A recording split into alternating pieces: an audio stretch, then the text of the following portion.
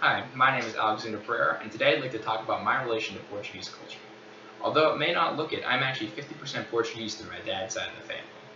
I'd like to go over culturally significant activities in Portugal, my object and its relation to one of those activities, and how that ties into my personal growth as a child.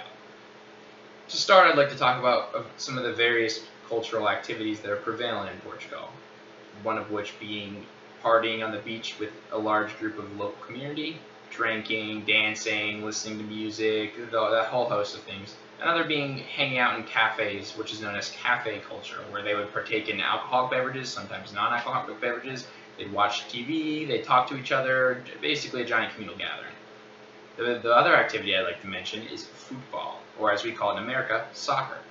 That ties into my object, which I'm sorry I don't actually physically have one at the moment, but I do have a picture of one, is a football. Football is a very significant sport in Portugal. In fact, it's absolutely the most popular by far.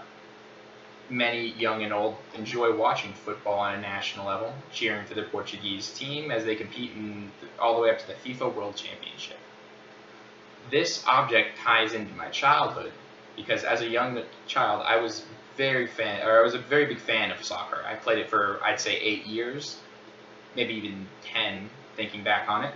I played in a small youth team. This was back between like the ages of, I think, 6 to, I want to say, 13, 12, 10, something around that. I don't remember the exact dates. Regardless, I played soccer, and it had a large impact on me growing up, both my physical health and my mental health, getting to communicate with peers, because as a child I was homeschooled, so it was a nice outlet for me to, talk to people. So, Portugal, as growing up I learned how unpopular soccer was in Portugal. I grew close to the culture because it was hard for me to identify at the time with the group that I most belonged to, because America is such a melting pot of different cultures and things is everywhere, everyone's everywhere. So I ended up growing a connection to my Portuguese heritage, I'd say around 18 or so, as a way of identifying myself in the world. And soccer was the main reason why.